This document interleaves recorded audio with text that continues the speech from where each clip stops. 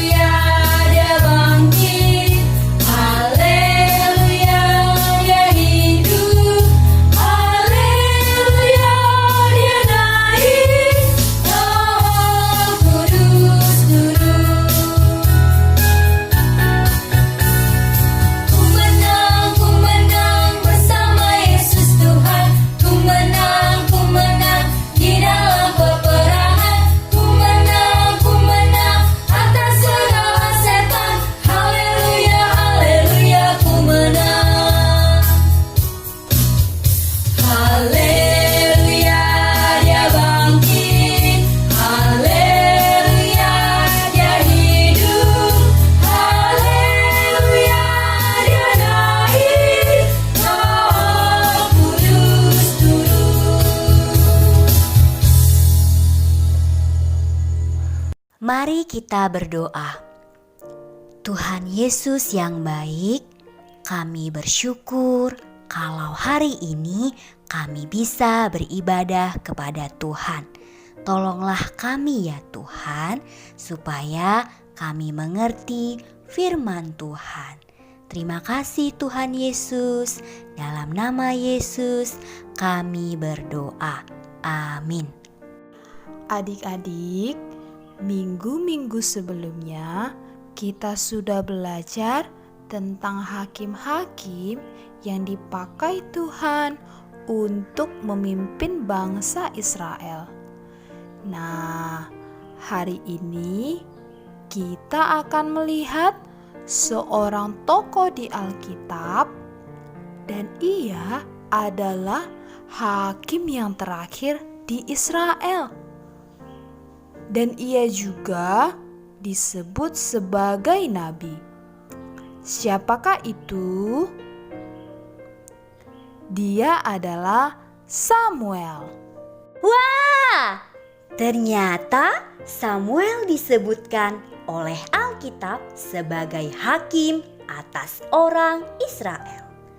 Dan juga Alkitab menceritakan bahwa Samuel ada atas jawaban doa ibunya.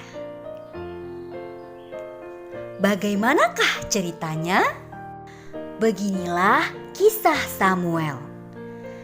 Di Ramataim Zofim, di pegunungan Efraim, ada seorang bernama Elkana. Dia mempunyai 2 istri, yaitu Hana dan Penina. Penina mempunyai anak, tetapi Hana tidak. Adik-adik, ternyata ibu Hana tidak mempunyai anak karena Tuhan telah menutup kandungannya. Artinya, ibu Hana tidak bisa punya anak dan juga tidak bisa melahirkan anak.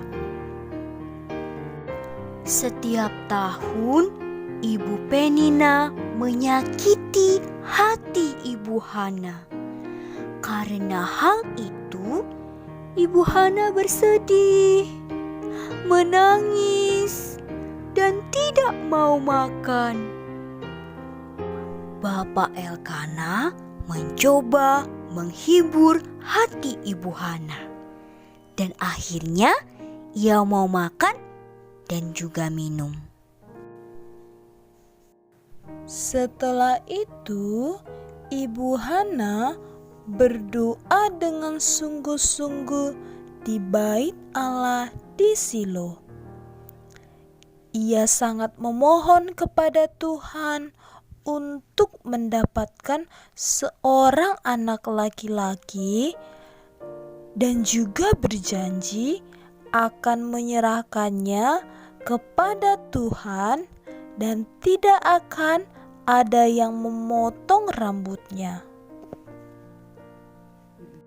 Adik-adik, sewaktu Ibu Hana berdoa dalam hati dengan mulut yang bergerak-gerak, Imam Eli melihat dan mengira Ibu Hana sedang mabuk.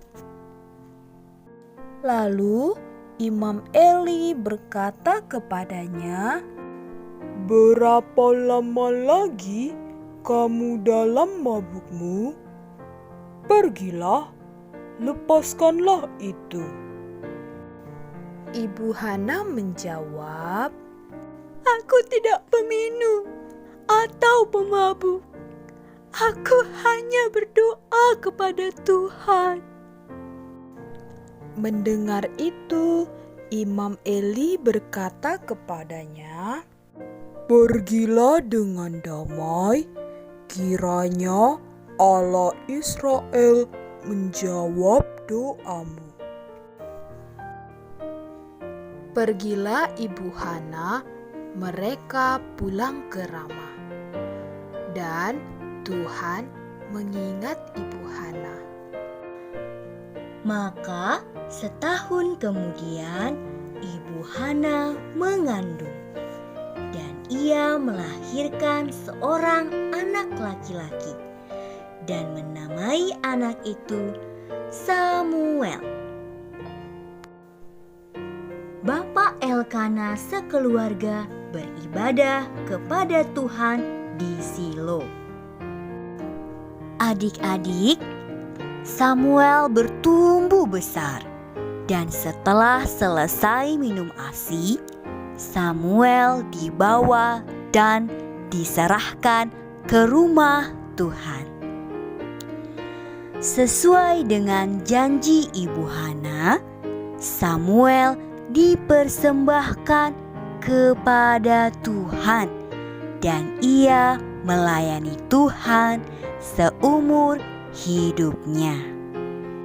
Jadi, sejak kecil sebelum ibunya membawa ke rumah Tuhan, Ibu Hana pasti sudah memperkenalkan Allah yang hidup itu, Allah yang berkuasa itu kepada Samuel. Tetapi Samuel belum mengenal Tuhan. Lalu, bagaimana Samuel mengenal Tuhan, adik-adik? Firman Tuhan berkata bahwa Tuhan memanggil Samuel sampai 3 kali dan menyatakan kehendaknya kepada Samuel. Disitulah Samuel mengenal sungguh Allah yang hidup dan yang berkuasa, juga Allah yang menggenapi janjinya. Samuel bertambah besar dan Tuhan menyertai dia. Tuhan memakai Samuel memimpin bangsa Israel mengalahkan orang Filistin. Bangsa Israel telah terpukul kalah oleh orang Filistin, sebab bangsa Israel telah menyembah allah-allah asing dan tidak menyembah Allah yang hidup. Maka Samuel berkata kepada mereka untuk berbalik kepada Tuhan dan menjauhkan allah-allah asing, dan Allah yang hidup akan melepaskan mereka dari tangan orang Filistin. Bangsa Israel mendengar dan melakukan apa yang dikatakan oleh Samuel. Samuel berdoa kepada Tuhan supaya Tuhan menyelamatkan bangsa Israel. Majulah orang Filistin berperang melawan bangsa Israel. Tetapi Tuhan mendatangkan guntur yang hebat dan mengacaukan orang-orang Filistin sehingga mereka terpukul kalah. Orang Filistin kalah. Tuhanlah yang berperang melawan orang-orang Filistin sehingga bangsa Israel menang. Samuel memerintah sebagai hakim atas orang Israel seumur hidupnya. Adik-adik, itulah cerita bagaimana Tuhan memakai Samuel memimpin bangsa Israel. Sampai akhirnya bangsa Israel menang melawan musuh. Kita dapat melihat ketika bangsa Israel melakukan yang jahat di mata Tuhan, Tuhan marah dan membiarkan mereka kalah. Tetapi ketika mereka berbalik kepada Tuhan dan menyembah Allah yang hidup, Allah berpihak kepada mereka dan mereka menang. Inilah iman yang dimiliki Samuel, sehingga Samuel dapat memimpin bangsa Israel dan mereka menang melawan musuh. Dengan jelas kita dapat melihat bahwa Allah berkuasa atas segala sesuatu.